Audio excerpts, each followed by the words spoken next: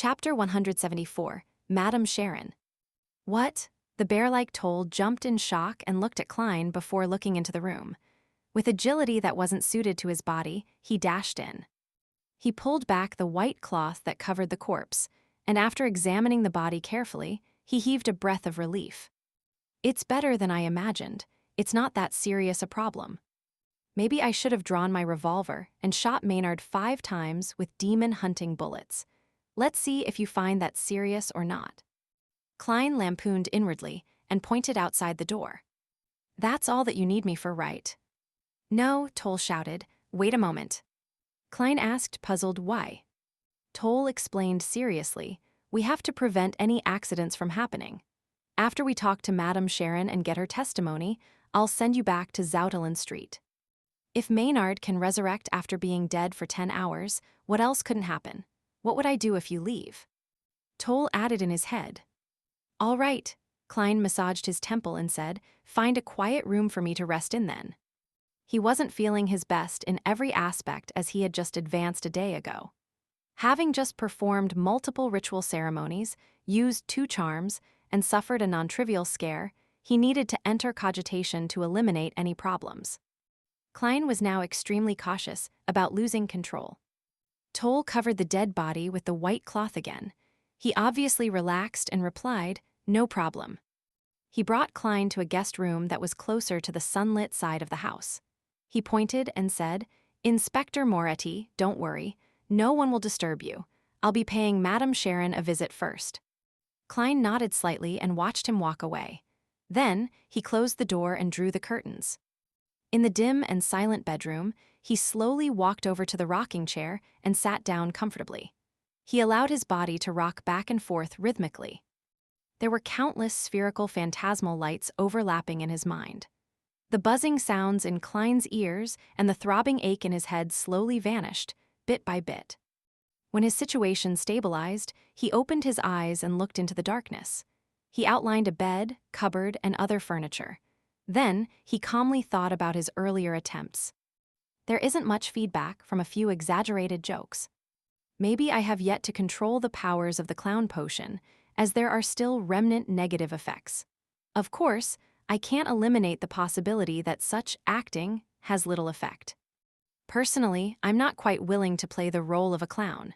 But since I picked the sequence pathway, I can only bite the bullet and continue. Actually, everyone has to act like a clown at one point or another in their lives. I don't have to be so uncomfortable with the idea. I have to quickly understand a clown's core elements.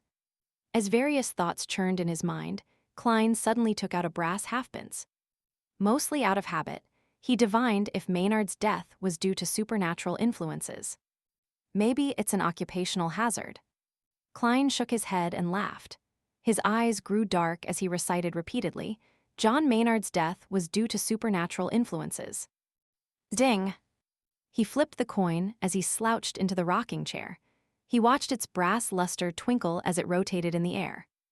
Pack! The coin fell right into Klein's open palm, revealing the number 12 facing up. A negative answer. In other words, there weren't any supernatural influences involved in John Maynard's death. I guess that man died of orgasmic pleasure. The deceased shouldn't be laughed at, so I won't be using an insipid Chinese phrase to mock him. Klein put away his coin and allowed his thoughts to wander before he nearly fell asleep. Knock, knock, knock. Under the slow and rhythmic knocking, Klein tidied his clothing, put on his policeman's peak cap, and walked to the door. Just as his right palm touched the knob, a scene appeared in his mind. The bear-like Inspector Toll was standing outside the door and pulling his collar. His expression looked disturbed and helpless. Klein turned the knob and opened the door leisurely. Inspector Toll appeared before him as he pulled at his collar. Sorry for making you wait so long. We've already found Madam Sharon and obtained her statement. You can return to Zoutelen Street. I'm really sorry for taking up your precious time. Klein didn't ask the reason for his current emotions, but he smiled and said, Madam Sharon admitted that she was with Maynard last night. Yes, she said that under the influence of alcohol, she and Maynard didn't manage to control themselves. When she found out that he died of a heart attack, she was very afraid, so she fled the room after she tidied herself up. She then hid in her own guest room. We don't have enough reason to raise charges against her right now, so we had to let her go while restricting some of her freedom. We'll have to wait for the autopsy, Inspector Toll explained in detail. Klein leaned his head sideways and smiled. Who are you explaining this to? Toll shook his head and forced a bitter smile. Oh yeah, I don't have to explain it to you. I'm just frustrated by Mrs. Maynard, and I started blabbering without realizing it. Maynard's wife is back, Klein asked in response. Yes, unfortunately. There was something abnormal about the steam locomotive. It wasn't late. Toll gave an affirmative answer in a joking manner. Klein didn't ask further, but checked if he had all his personal belongings, before following Inspector Toll down the stairs. Why aren't you arresting her? She's a murderer. I want to sue her, and I want to sue all of you for negligence of duty. I'll hire the best lawyer to sue you. Harsh remarks entered Klein's ears, and he looked over subconsciously. He saw a voluptuous and fair middle-aged lady staring angrily across her. Despite having two young men holding her arms, she continued yelling at them. A very trendy regal gown and backlint this year.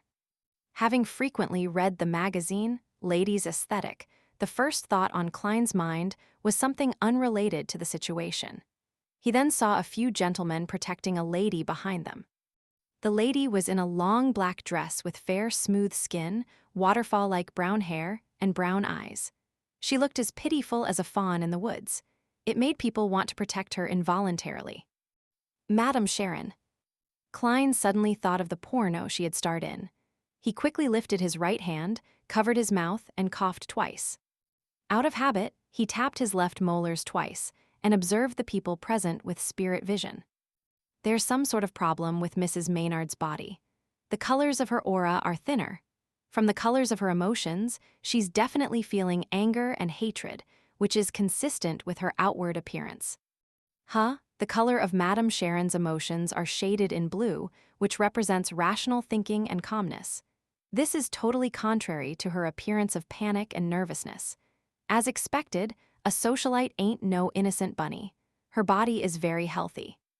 After examining her, Klein was about to retract his gaze when he suddenly saw Madame Sharon lift her head and steal a glance in his direction. Then, she lowered her head again and put on a trembling, trepid look.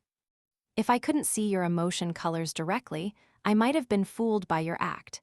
You should consider working as an actress. Klein lampooned.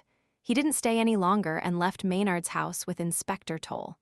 They took the carriage arranged by the police station and returned to Zoutelen Street. After taking over the shift from the captain, he continued to stay on duty at Channy's Gate.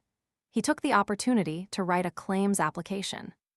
After an uneventful night, Klein returned upstairs and received the breakfast that he had requested Rosen to buy for him. I love this pastry, he complimented.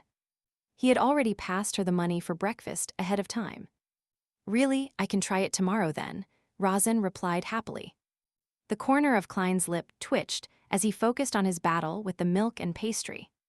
At 25 minutes past 8, he yawned and fought back the urge to fall asleep. He arrived at the nearby shooting club. He had made an appointment with the asylum doctor, Daxter Guderian, a few days back. Bangs, bangs, bang. In the small shooting range, Klein and Daxter aimed at their own targets and finished their cylinder of bullets. Clink, clank. Daxter flipped and released the empty shells and examined Klein in interest.